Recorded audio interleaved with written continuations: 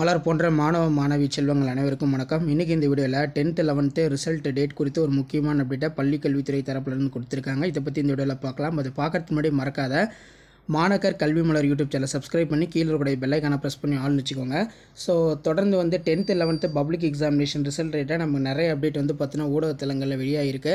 10 மற்றும் 11ஆம் வகுப்பு தேர்வு முடிவுகள் வெளியிடுவதில் சிக்கல் ஏற்பட்டுள்ளது. காரணம் என்ன சொல்லியிருக்காங்கன்னா, தமிழ்நாட்டில் 10th 11th தேர்வு முடிவுகள் பள்ளி கல்வித்துறை தற்காலிகமாக மே 19ஆம் தேதி ரிசல்ட் ரிலீஸ் பண்ணணும்னு சொன்னாங்க. தற்போது 10th 11th பொதுத் தேர்வு முடிவுகள் ஒரே நாளில் வெளியிடுவதில் சிக்கல் ஏற்பட்டுள்ளது என்று தேர்வுத்துறை வட்டாரம் தகவல் தெரிவித்துள்ளது. காரணம் 10 மற்றும் 11ஆம் வகுப்பு தேர்வு முடிவுகள் பல்வேறு வகையான ப்ராசஸஸ் இருக்குன்னு சொல்லியிருக்காங்க. இதில் 10ஆம் வகுப்பு மாணவர்களுடைய மதிப்பெண்கள் பதிவேற்றும் பணி முடிந்தது, இறுதிக்கட்டத்தை எட்டியுள்ளது. மதிப்பெண் பட்டியல் தயாரிக்கும் பணி முடிந்துவிட்டது.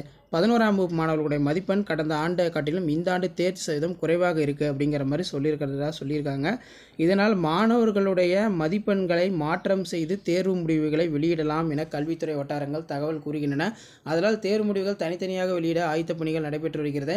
10ஆம் வகுப்பு மாணவர்களுக்கு தேர்வு முடிவுகள் வருகின்ற மே 15ஆம் தேதி காலை 9 மணிக்கு வெளியிடப்படும். 11ஆம் வகுப்பு மாணவர்களுக்கான தேர்வு முடிவுகள் மே 19ஆம் தேதி காலை 9 மணிக்கு வெளியிடப்படும் என்று ஊடகத்தளத்தில் தகவல் வெளியாகியுள்ளது. விரைவில் அதிகாரப்பூர்வமான தகவல் வெளியிடப்படும் என்று ஒரு தகவலை பார்த்திங்கன்னா கல்வித்துறை சொல்லியிருக்காங்க.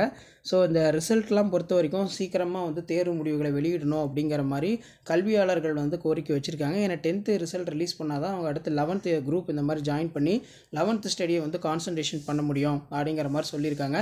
ஸோ இப்போ ரிசல்ட் பொறுத்த வரைக்கும் இன்றைக்கி 12ஆம் தேதி இன்னும் 2 நாளில் ரிசல்ட்டை பற்றி என்ன டேட்டில் ரிலீஸ் பண்ணுறாங்க, எந்த வெப்சைட்னு சொல்லி அஃபிஷியல் அப்டேட் வரும் அப்படிங்கிற மாதிரி ஊடகத்துறை வட்டாரங்கள் சொல்லியிருக்காங்க, கல்வித்துறை வட்டாரங்கள் சொல்லியிருக்காங்க. அப்படி அப்டேட்ஸ்னா கண்டிப்பாக அப்டேட் பண்ணுறேன்.